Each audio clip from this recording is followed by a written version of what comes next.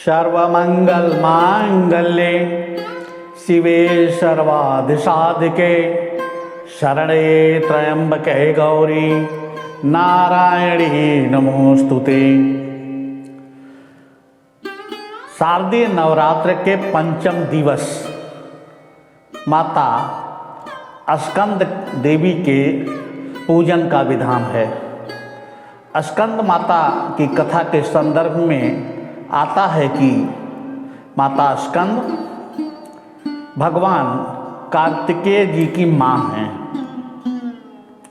कथा आती है कि जगत जननी जन कल्याण के लिए अपने भक्तों के हित के लिए समय समय पर धराधाम पे अवतार लेती रहती हैं, दुष्टों का संहार तथा अपने पुत्रों का उद्धार करती रहती हैं। सदा कल्याण करने वाली माता, जिनको स्कंद रूप में हम जानते हैं, इन्हीं नामों से वो विख्यात भी हैं। माता के स्वरूप का जो दर्शन होता है, प्रायः देखा गया है कि सिंह की सवारी और गोद में भगवान कार्तिकेय जी बाल्यावस्था में विराजित हैं। शंख चक्र गदा, माता समय समय पर अस्त्र शस्त्र धारण करती रहती हैं। जन कल्याण के लिए माता का धराधाम पर अवतरण होता रहता है।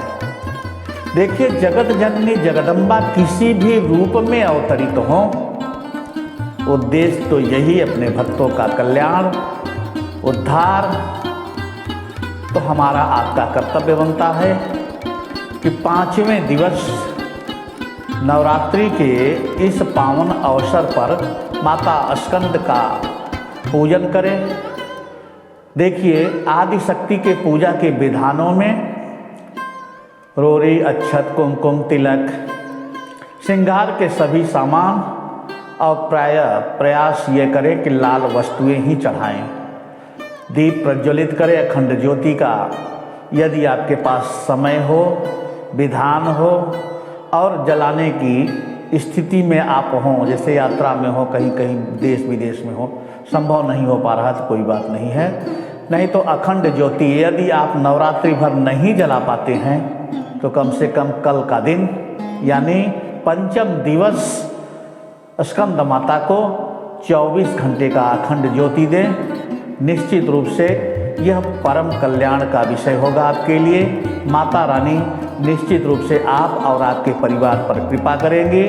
रुके हुए जो कार्य होते हैं, प्रायः यह माना जाता है कि 24 घंटे का अखंड ज्योति देने से विवाह में आ रही बाधा, नौकरी में आ रही बाधा या जीवन के अन्य क्षेत्रों में जहां आप असफल हो रहे हैं, काम बनते बनते बिगड़ रहा है, विश्वास माने अखंड ज्योति और संकीर्तन, दुर्गा सप्तशती का पाठ कर रहे हैं तो अच्छी बात है।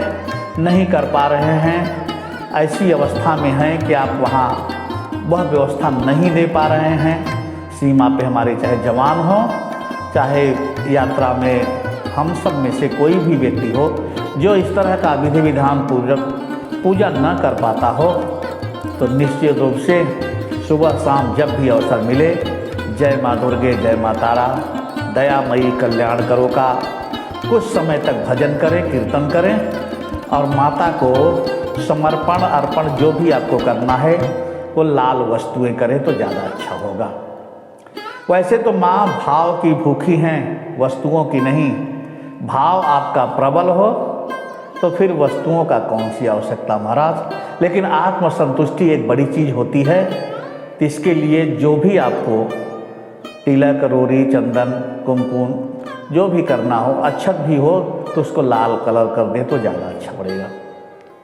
लेकिन विशेष ध्यान रहें कि अखंड ज्योति का विधान बनाएं। माता रानी आपके समस्त मनोरथ को पूर्ण करेंगी, यही पूरा विश्वास, आस्था और माँ की करुणा दया की जो हम आप कथा सुनते चले आए हैं, वह और दृढ़ विश्वास में ला देता है कि यदि हम जगत जननी जगदम्बा पराम्बा के श्री चरणों में नत होकर पूर्ण भाव से सेवा दें तो जगत जननी जगदम्बा तो दयालु हैं, कृपालु हैं, निश्चित रूप से अपने बच्चों पर कृपा दया करुणा करती ही करती हैं।